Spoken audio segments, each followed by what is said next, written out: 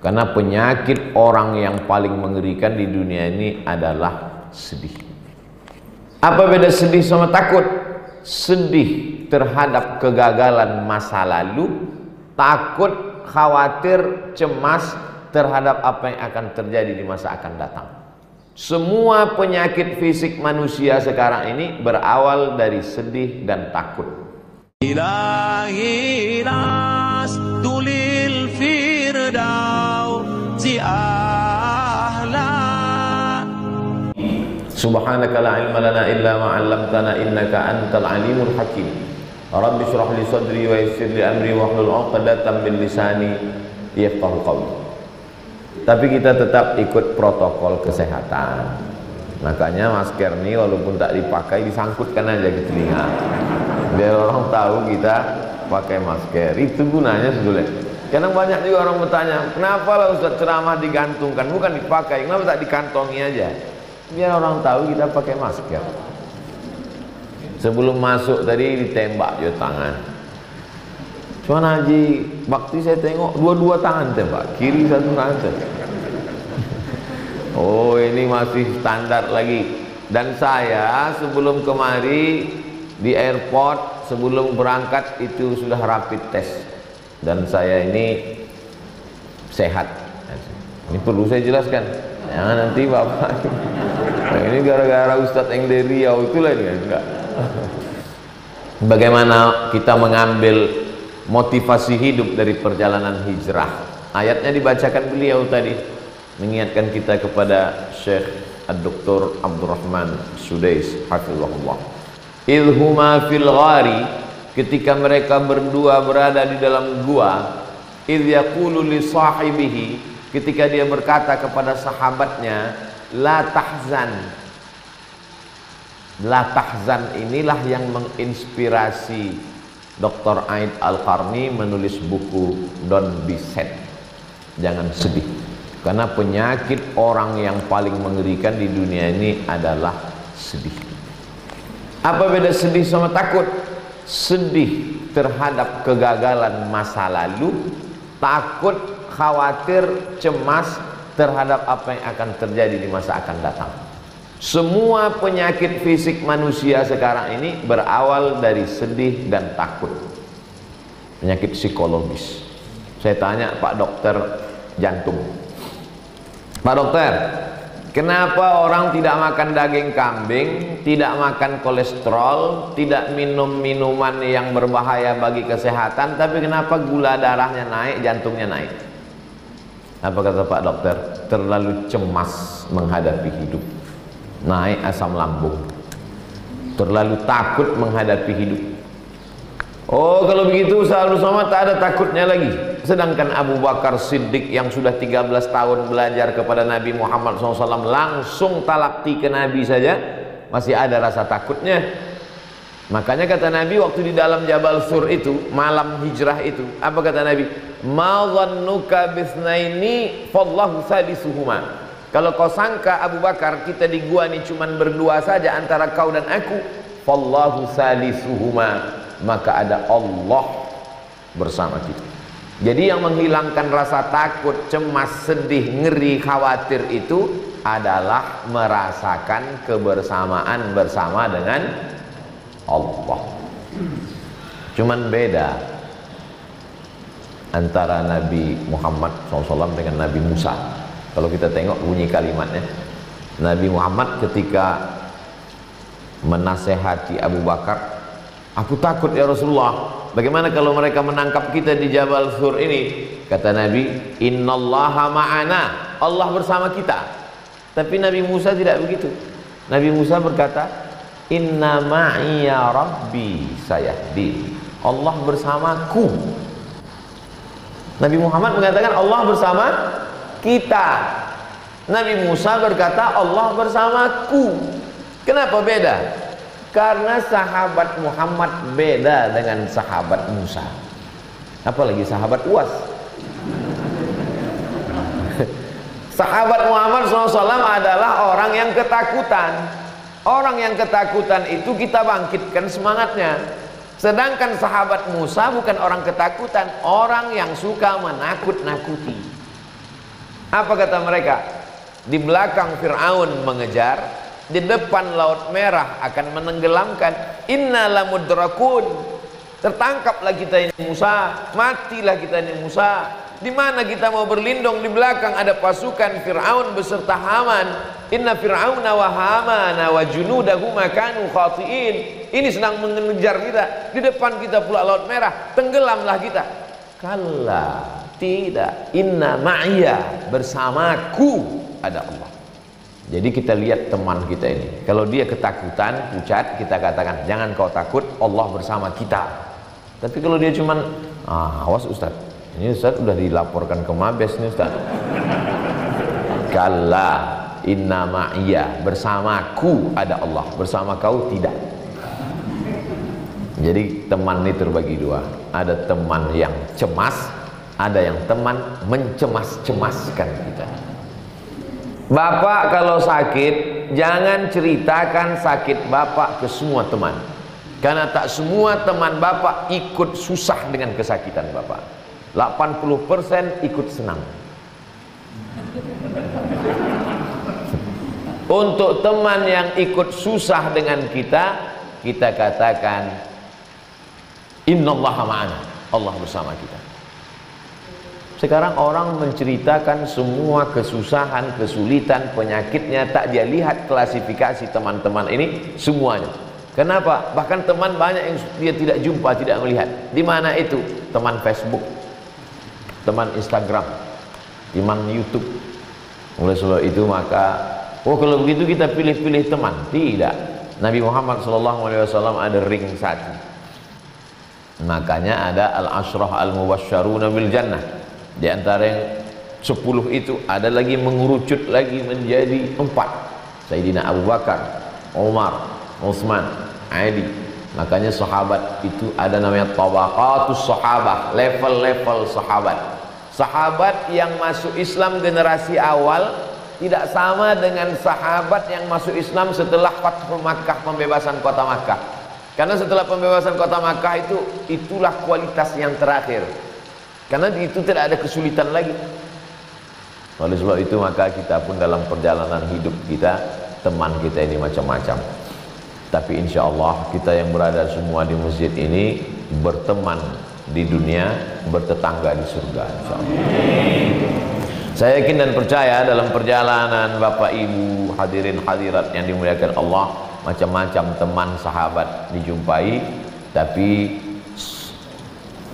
banyak orang yang dalam Quran itu disebutkan sifatnya begini, in tamsaskum hasanatun tasuhum, kalau kamu dapat nikmat mereka susah hati, wa in tusibukum sayyi'atun yafrahu biha, tapi kalau kamu dapat musibah mereka senangnya bukan main. Itu banyak sekali. Kalaupun dia meneteskan air mata buaya, pura-pura susah aja dia, tapi dalam hati yang paling dalam, matilah kau. Alhamdulillah. Bapak-ibu yang dimuliakan Allah Subhanahu wa taala. Kalau begitu tak perlu lagi kita berteman bersahabat. Enggak bisa. Orang selevel Nabi Muhammad sallallahu alaihi wasallam aja mau bersahabat. Iqra bismi rabbikal ladzi khalaq, khalaqal insana min 'alaqin, iqra wa rabbukal akramul ladzi 'allama bil qalam, 'allamal insana ma lam ya'lam. Ketika turun ayat itu, Nabi dari Jabal Nur Gua Hira itu turun bersahabat atau bersemedi saja sendirian? Turun bersahabat. Kurang hebat apa lagi Nabi Musa alaihissalam? Tongkatnya dia pukulkan, famfajarat min husnata asyrata aina, memancar 12 mata air. Dipukulkan tongkatnya, fa idza hiya hayyatun tas'a, berubah menjadi ular besar yang memakan tongkat-tongkat sihir Fir'aun. Tapi ketika dia berdakwah, dia tetap bersahabat. Tetap bersahabat.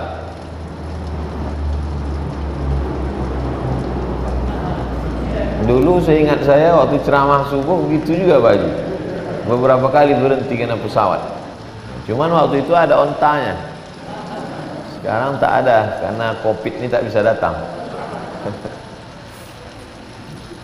Nabi Musa alaihissalam berdakwah tetap dengan sahabat. Doa Nabi Musa, Rabbi syrahli sadri wa yassirli amri wahlul 'uqdatan min lisani yafqahu qawli waj'al li waziran min ahli. Berilah aku seorang sahabat, seorang kawan, seorang penolong, Haruna akhi, Nabi Harun saudaraku.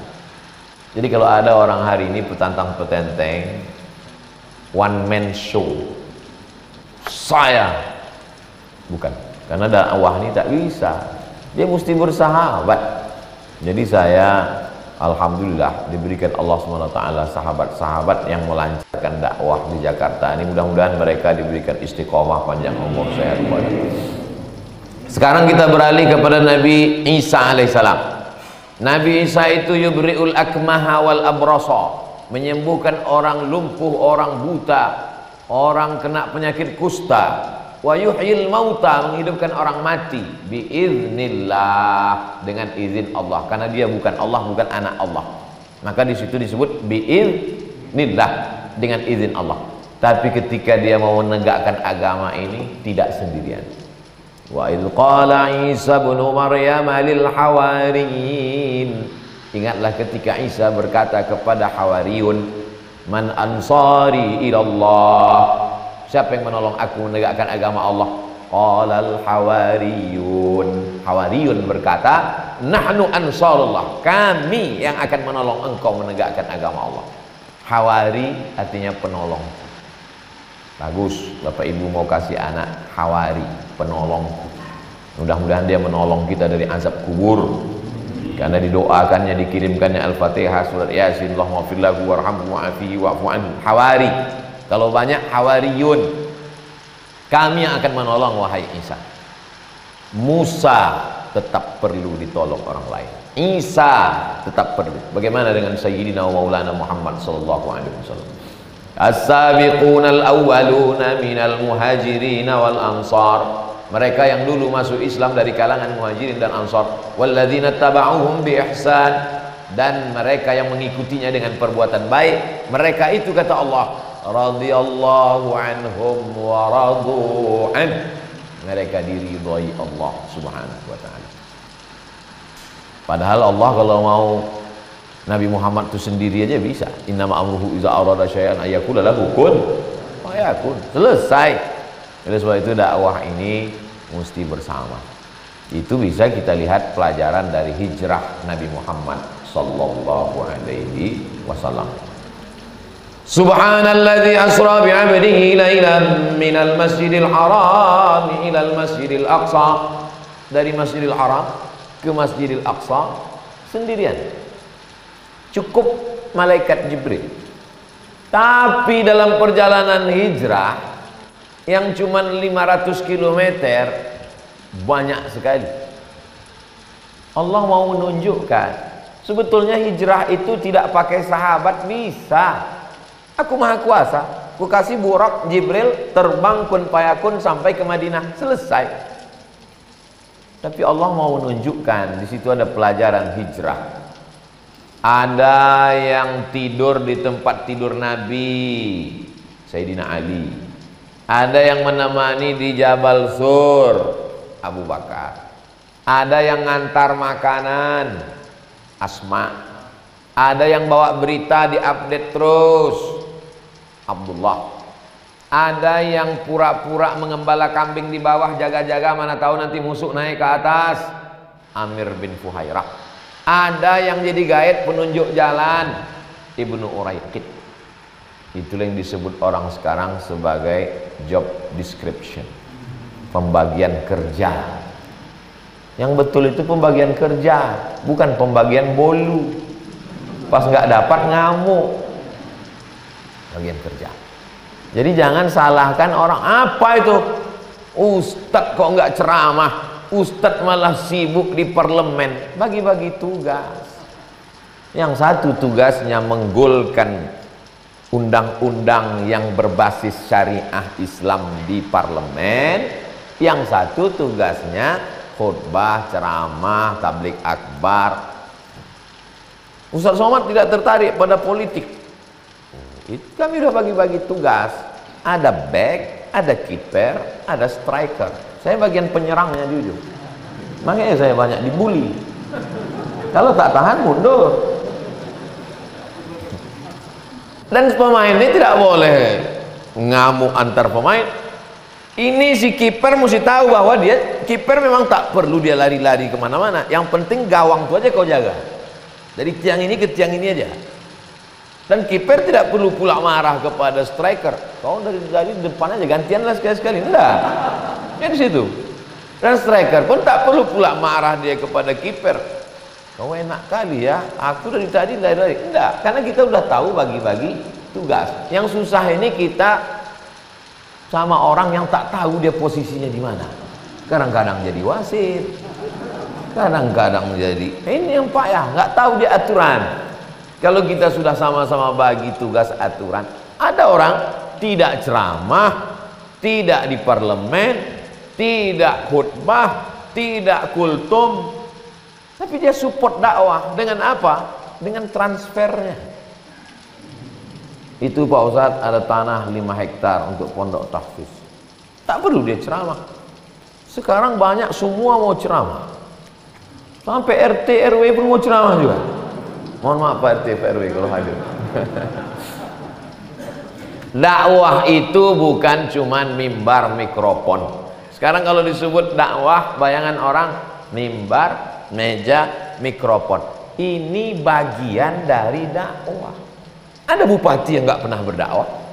Bupati tidak pernah ceramah, tapi jangan sangka dia tidak berdakwah. Dia sedang berdakwah dengan tanda tangannya. Seluruh pegawai Pemda, Pemko, Pemkot, Pemprov bayar zakat potong atas. Selesai. Pakailah dengan kekuasaan menolong agama Allah Subhanahu wa ta'ala. Oleh sebab itu maka dipahami ini dengan baik sesuai dengan perjalanan hijrah. Ketika Nabi SAW mengatakan kepada Abu Bakar Siddiq, la tahzan, jangan kau cemas, jangan kau takut, jangan kau khawatir, innallaha ma'ana, Allah bersama kita. Setelah tenang hati Abu Bakar, walladzi anzalas sakinata, Allah yang menurunkan ketenangan itu ke dalam hati. Siapkan cawannya, siapkan gelasnya, ketenangan itu akan turun ke dalam. Ketenangan itu bukan punya kita. Pak Ustadz, itu ada tetangga saya nggak sholat, nggak puasa, nggak ngaji, nggak ke masjid, kok tenang aja dia? Rupanya pakai sabu. Itu juga ketenangan, tapi ketenangan palsu. Ada kawan saya Pak Ustadz di kantor nggak sholat, nggak puasa, nggak zikir, tenang aja dia, berkawan sama hantu, pakai jimat, pakai benda-benda keramat. Bukan ketenangan itu yang kita mau. Kita mau ketenangan ala bi dzikrillahi tatmainnul qulub. Dengan selalu merasa dekat dengan Allah, maka hati menjadi tenang. Dekat dengan pejabat aja banyak orang tenang. Kok gimana masalah urusan ini? Udah selesai sama Bapak. Masa dekat dengan Allah tak tenang? Oleh sebab itu, ketenangan itu bukan di mata, ketenangan itu bukan di lidah, ketenangan itu bukan di tangan, ketenangan itu letaknya di hati. Kalau sudah dia merasuk ke dalam hati, tinggal di dalam penjara yang gelap, tapi jiwanya terbang sejauh mata memandang. Siapa dia? Haji Abdul Malik Karim Amrullah, 4 tahun dalam penjara, bisa menulis tafsir Al-Azhar. Sampai hari ini masih keluar cetak edisi Lux, edisi baru. Dalam penjara, sakit, tertekan, dikriminalisasi oleh rezim, sempit, tapi jiwanya tenang, terbang dia menulis tafsir. Bisa pula orang yang hidup di alam yang tenang, apapun tak bisa ditulisnya, sempit otaknya. Itu menunjukkan bahwa jeruji besi tidak bisa mengkerangkeng pemikiran orang. Tapi lapangnya dunia bisa terasa sempit. Kenapa? Sempit itu bukan di mata, sempit itu adanya di dalam hati manusia. Makanya kita disuruh pagi-pagi itu kita katakan alam nasrah laka sadrak. Pak Ustadz, sempit sekali dada saya ini Pak Ustadz, sempit rasanya dunia ini Pak Ustadz. Kalau orang sudah melihat dunia ini sempit sejengkal, naik ke apartemen lantai 100, lantai bawah itu nampak macam dekat, terjun tuh pecah kepala mati. Kalau orang sudah melihat dunia ini sempit sejengkal, racun tikus macam teh es, memanggil-manggil dia. Kalau orang sudah melihat dunia ini sempit sejengkal, maka tali ayunan anaknya melambai macam tangan bidadari, ikatkan ke leher, mati bunuh diri. Angka bunuh diri terbesar di dunia bukan di Afrika, negara miskin, bukan di Indonesia. Angka bunuh diri terbesar di Amerika, Eropa, Jepang. Orang Jepang tuh tak bisa dia lama-lama pikir, susah sikit ambil samurai harakiri, mati. Orang kita nyantai aja, udah ditangkap pakai baju tahanan, sempat foto.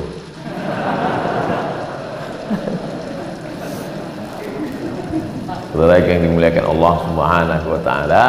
Oleh sebab itu maka dalam hijrah itu banyak sekali pelajaran yang bisa kita ambil luar biasa. Jangan panik, karena ketika panik buntu pikiran, tak tahu apa langkah-langkah. Beda Nabi Muhammad SAW dengan Nabi Musa. Nabi Musa minta, Rabbi syrah li sadri, lapangkan hatiku, lapangkan dadaku, lapangkan jiwaku. Kalau Nabi Muhammad tak minta dikasih Allah. Alam nasyrah laka sadrak, sudah kulapangkan dada. Saya dua-dua saya pakai. Kalau saya ceramah, Rabbi syrah li sadri wa yassir li amri. Tapi ada juga jamaah yang komplain, Ustadz tuh baca doa Nabi Musa, memangnya kami ini Fir'aun gitu. Bukan begitu.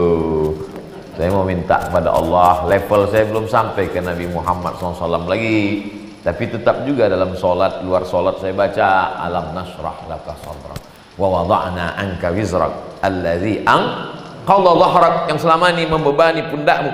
Sulit, mudah, dua kali diulang Allah. Fa inna ma'al usri yusra, inna ma'al usri yusra. Ini sekarang yang sedang diderita bangsa ini akibat dari COVID-19 ini. Akibat ini yang datang ini baru COVID-19, kabarnya mau datang lagi COVID-20, COVID-21. Nauzubillah, yang 19 saja belum berangkat. Berapa saudara kita yang kena PHK, berapa yang bisnisnya jatuh, berapa. Tidak ada jalan lain kecuali meminta kepada Dia. Ya Rabb.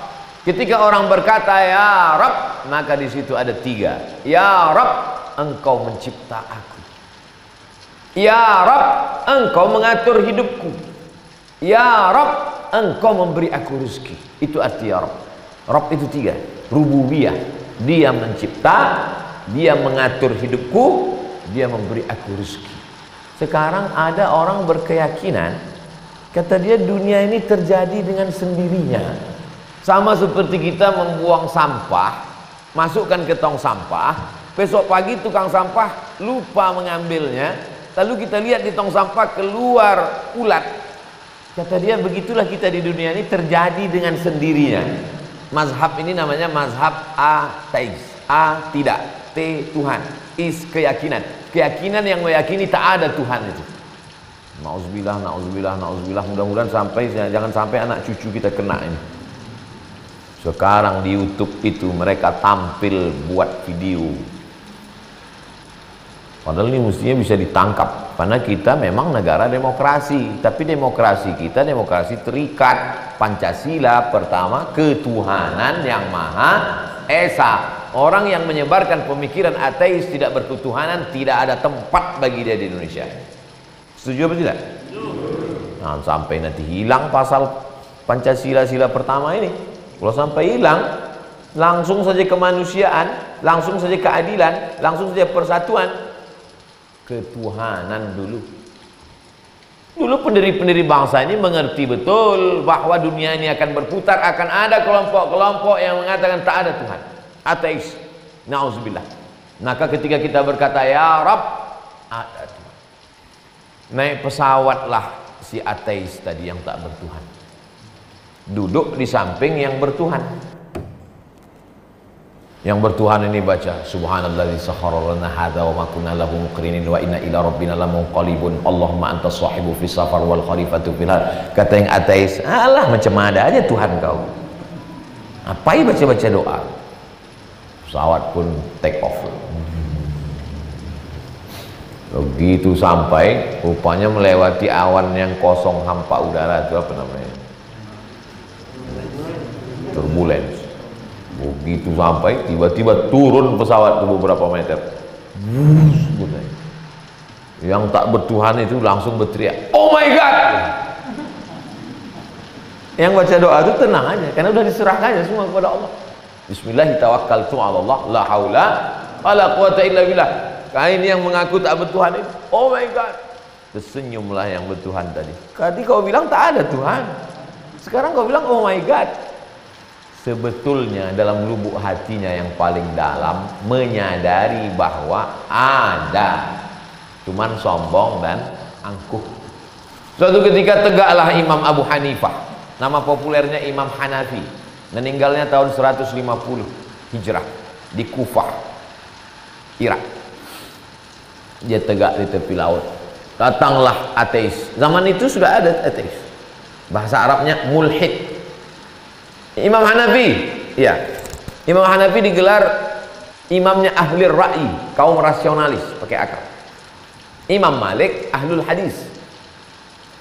Imam Hanafi, ya, menurut saya Tuhan itu tak ada.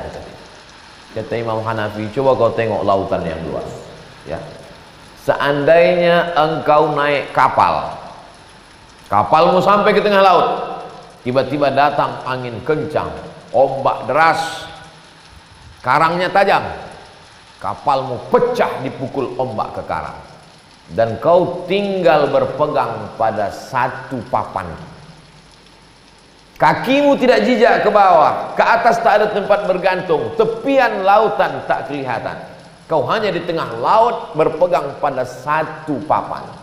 Adakah dalam hatimu rasa bahwa ada Dia yang akan menyelamatkan engkau? Jujur. Kata dia, ada. Itulah Tuhan.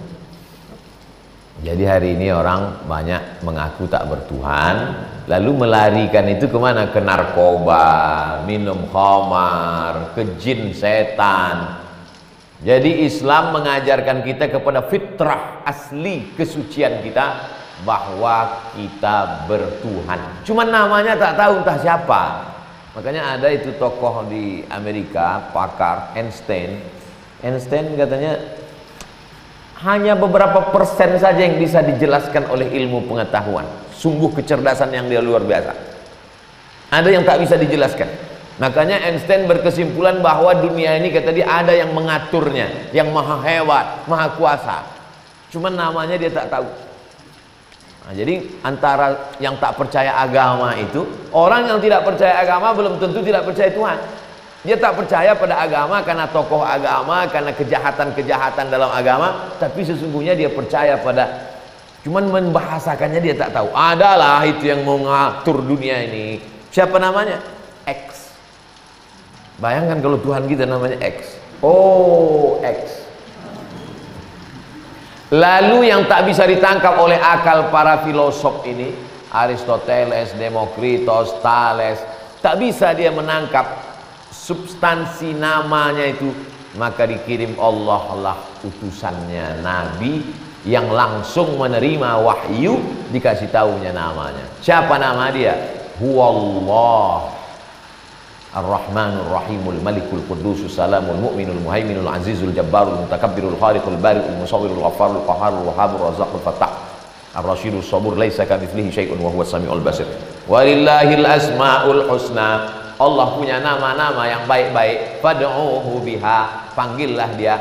Makanya kalau terasa dunia ini sempit, panggil dia. Ya Allah, Ya Rahman, Ya Rahim, Ya Malik, Ya Qudus, Ya Salam, Ya Mu'min, Ya Muhaimin, Ya Aziz, Ya Jabbar, Ya Mutakabbir, Ya Khaliq, Ya Bari, Ya Musawwir, Ya Ghaffar, Ya Qahhar, Ya Wahhab, Ya Razzaq, Ya Fattah, Ya Alim, Ya Qabid, Ya Basit, sampai ujung. Jangan lupa Ya Ahad, Ya Somad. Nah, itu nama dia. Kalau dalam kesulitan, banyak-banyak baca kul huwallahu ahad, Allahus samad, lam yalid wa lam yulad wa lam yakul lahu kufuwan ahad. Baca 100. Tak juga hilang, baca 200. Tak juga hilang, baca 1000. Minta kepada Allah Subhanahu wa taala. Allah yang akan menurunkan keberanian, kekuatan, kelapangan hati. Karena ini bukan punya kita. Sempit hati kita, sulit hidup kita, pergi kita ke dokter, pergi kita ke psikiater, ngadu kita ke mereka. Saya ini sulit Pak Dokter, sudah 2 bulan nggak bisa tidur. Dalam hati dokter, syukur kau 2 bulan, aku udah 2 tahun tak tidur-tidur. Siapa manusia ini yang tak ada mengalami kesulitan? Oleh sebab itu maka nabi-nabi itu, kata Nabi Muhammad SAW, yang paling berat ujiannya al-anbiya. Setelah itu summal amsal fal amsal. Makin kuat, makin kuat, makin bawah. Sesuai dengan kadar keimanan. Ahasiban nasu an yutsraku an yaqulu amanna. Apakah manusia itu dibiarkan begitu saja mengaku berkata kami beriman, wa hum la yuftanun, padahal mereka belum diuji keimanannya. Yuftanun diambil dari kata fitnah. Fitnah artinya dibakar. Kalau kita mau tahu mana emas, mana perak, bagaimana cara membedakannya? Bakar. Emas dicampur dengan perak, namanya suasa. Di Jakarta suasa juga namanya. Suasa. Bagaimana cara memisahkan emas dengan perak? Ini emas, ini perak. Dibakar.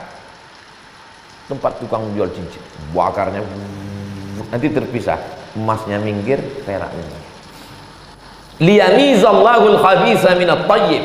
Untuk membedakan mana emas, mana perak. Dibakar. Kita gali tanah. Pas gali tanah dapat bongkahan hitam. Ini emas apa batu? Gimana caranya? Bakar. Hidupkan api unggun, bakar agak 3 jam.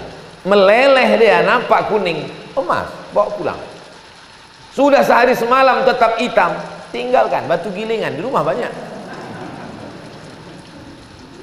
Jadi sesungguhnya apa yang sedang kita alami itu tidak lain tidak bukan adalah proses. Innama amwalukum wa auladukum fitnah. Sesungguhnya amwal, harta kamu, wa auladukum, anak kamu, fitnah, bakar. Apa maksudnya? Dibakar, diuji. Lulus harta setelah dibakar ternyata emas, itulah dia yang bisa dibawa ke surga, shadaqatun jariyah. Lulus anak setelah dibakar, itulah dia anak waladun sholihun, anak yang soleh. Jadi kalau orang pahami proses hijrah itu adalah puncak dari ujian adalah hijrah. Seorang laki-laki bernama Suhaib Ar-Rumi. Rumi dari kata Rum, karena dia orang Roma, merantau ke Makkah, bisnis dagang di Makkah, menikah, punya istri, punya anak. Sekarang berada di antara 2 pilihan. Nabi hijrah ke Madinah ikut atau tetap di Makkah. Datang dia ke rumah mertuanya. Aku mau ikut hijrah bersama Muhammad sallallahu alaihi wasallam. Apa kata mertua Suhaib? Dulu kau datang ke kota Makkah ini sendiri kan? Ya. Kalau kau mau ikut Muhammad, silakan pergi, tinggalkan anakku dan cucu-cucu. Bimbang. Datang penguasa-penguasa kota Makkah. Suhaib, kau mau ikut Muhammad sallallahu alaihi wasallam? Ya. Dulu kau datang kemari sebatang kara, tidak ada bawa harta kan? Iya. Bisnis ini setelah di Makkah baru kau punya itu emas perak kan? Iya. Silakan pergi, tinggalkan Makkah, tinggalkan semua hartamu. Apa yang dipilih oleh Suhaib? Dipilihnya Muhammad sallallahu alaihi wasallam, hijrah dia. Datang dilaporkan ke Nabi, ya Rasulullah, iya, Suhaib tinggal sebatang kara, pindah ke Madinah.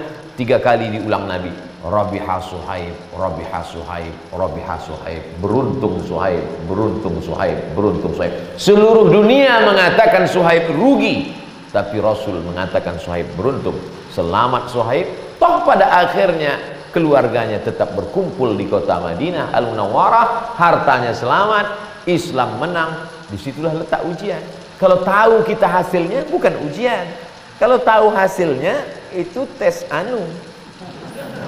Udah tahu hasilnya, tes itu hanya formalitas saja. Yang tak tahu hasilnya itu baru ujian.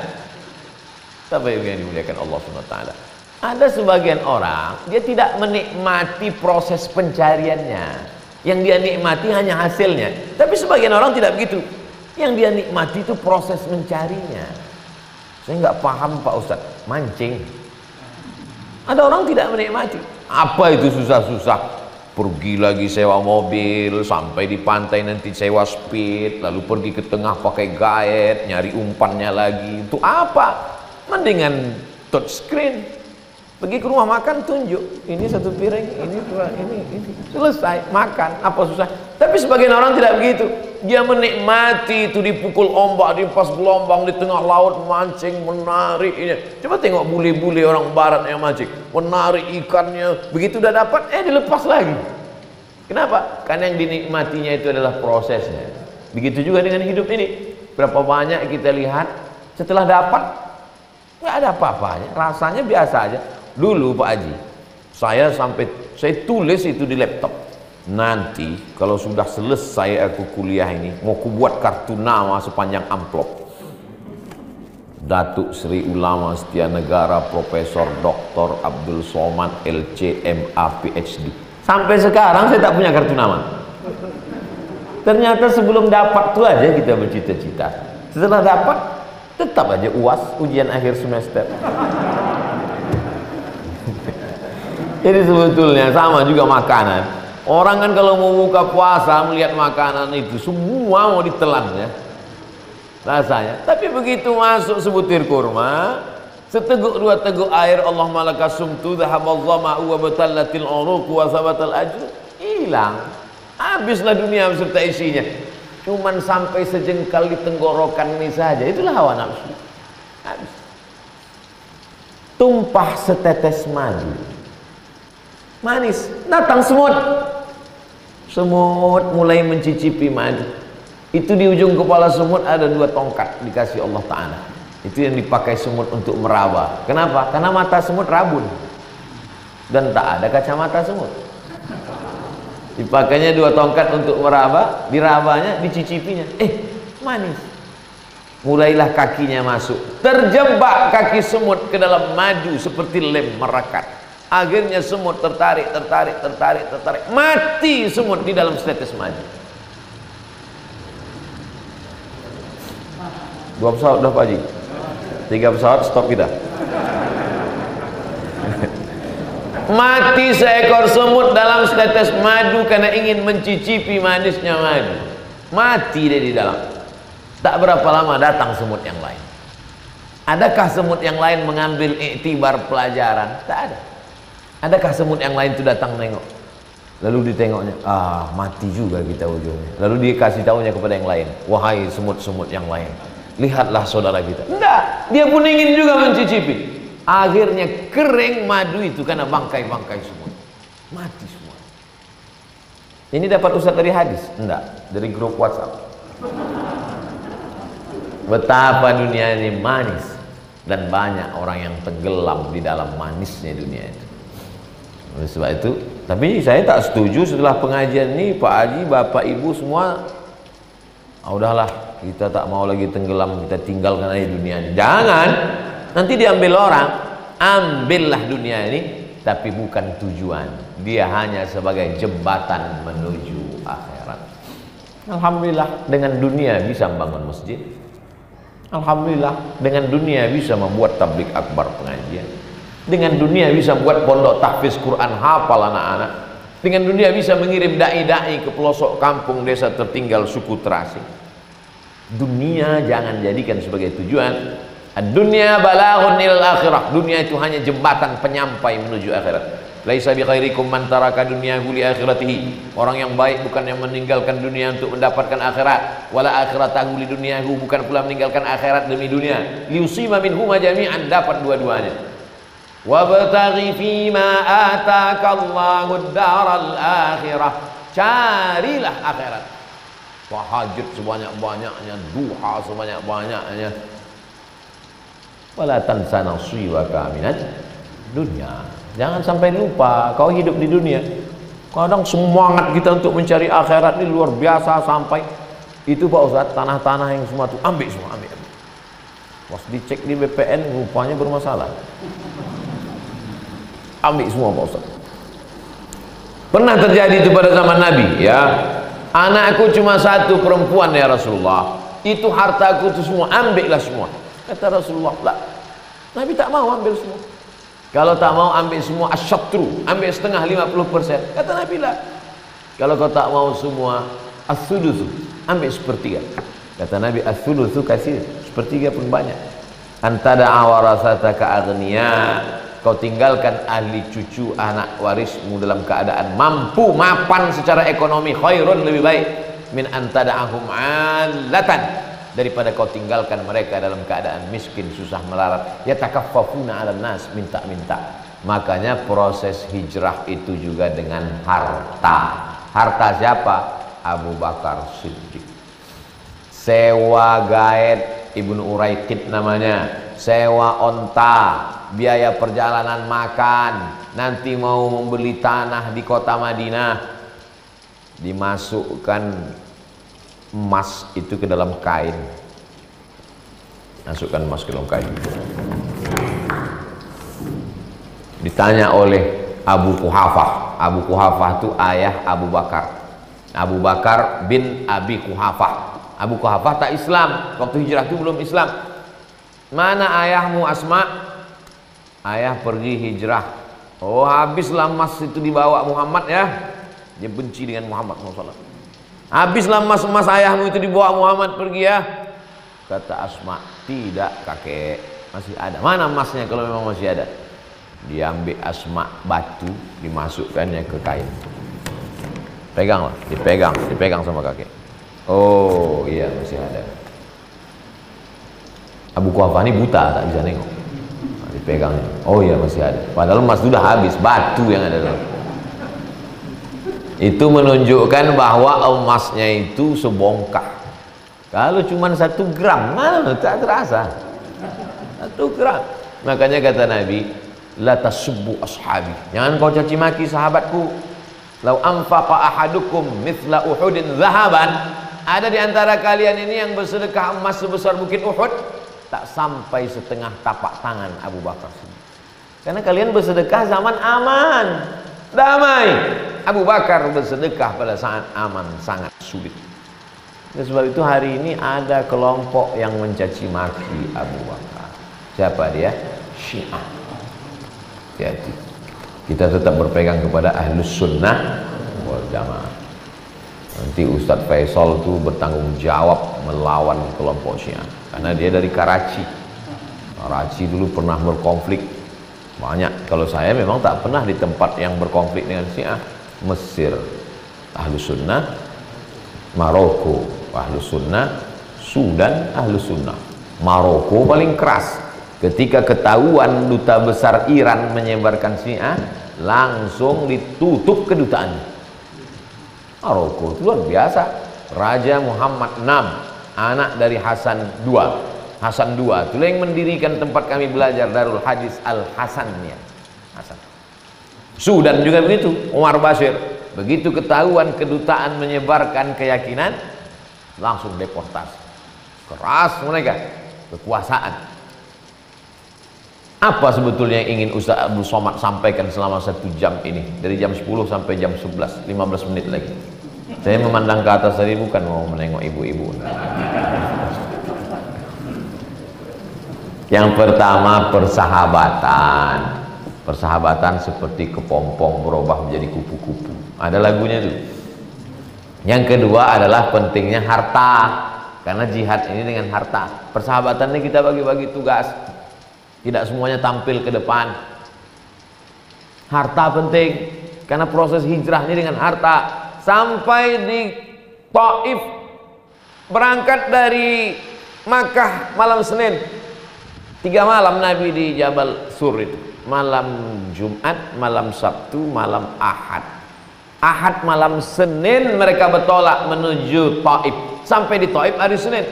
8 hari, 8 malam. 3 pesawat Pak Haji. Di Taif ini pula mereka 4 malam. Malam Selasa, malam Rabu, malam Kamis, malam Jumat. Pas malam ini malam Jumat, 4 malam di Taif. Besok pagi hari Jumat Pagi Jumat itu bertolak dari Taif menuju Yasrib. Yasrib artinya tanah tandus, banyak kuman, banyak wabah, banyak hama, banyak penyakit. Namanya pun kita tak semangat. Kau mau kemana? Mau ke kampung banyak wabah. Dirubah menjadi Al-Madinah Al-Munawwarah. Madinah kota peradaban, Al-Munawwarah yang terang benderang. Persahabatan dalam hijrah, harta memotivasi hijrah, dan yang paling penting dari itu semua adalah keikhlasan. Karena bohong semua itu tak bernilai. Inna ibadi laisa laka alaihim sultan. Hambaku yang ikhlas, kau tak dapat celah pintu masuk ke dalam hati mereka. Jadi kerja setan itu cuman ngipas aja. Jadi nampaknya ada api kecil. Api kecil itu hawa nafsu. Setan itu kerjanya mengkipas aja. Kalau api tak ada, setengah mati setan mengkipas. Apa yang mau? Kau kipaslah. Tapi kalau sudah ada api kecil, makanya kalau ada api permusuhan di antara kita, segera dipadamkan. Karena kalau tidak, kerja setan. Ini setan konvensional. Setan manual dulu. Kalau setan digital sekarang udah pakai kompresor. Habislah kita dia bakar. Maka cepat dipadamkan. Kenapa? Karena setan tak bisa masuk kalau pintu tertutup celah. La'atiyannahum min baini aidihim, aku akan datang dari depan, wa min khalfihim dari belakang, wa an aimanihim dari kanan, wa an syama'ilihim dari kiri. Depan, belakang, kanan, kiri tak bisa, masuk dia dari tengah. Alladzi waswisu fi sudurin nas.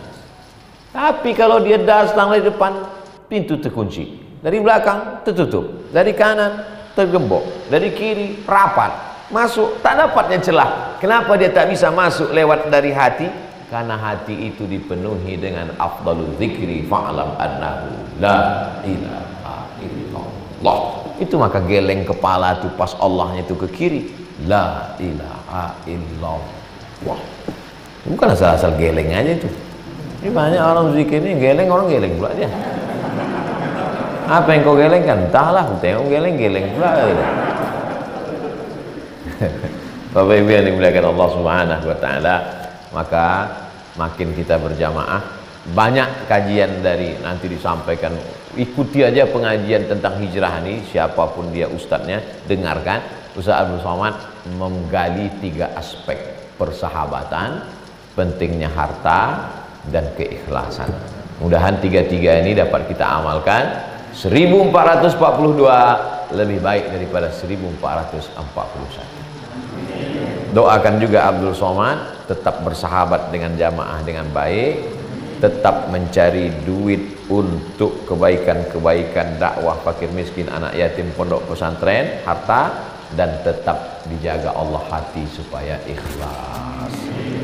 Itu yang dapat saya sampaikan dalam 60 menit ini. Sebagaimana dijanjikan Al-Mukarram Ustadz kita, ada soal-soal pertanyaan yang bisa saya jawab, yang tak bisa saya jawab saya bawa ke Pekanbaru, nanti baru saya buatkan jawabannya. Saya upload ke channel Ustadz Abdul Somad Official. Saya kirimkan linknya, nanti di share di grup-grup UAS se-Indonesia. Jangan lupa subscribe, like, and share. Terima kasih. Assalamualaikum warahmatullahi wabarakatuh.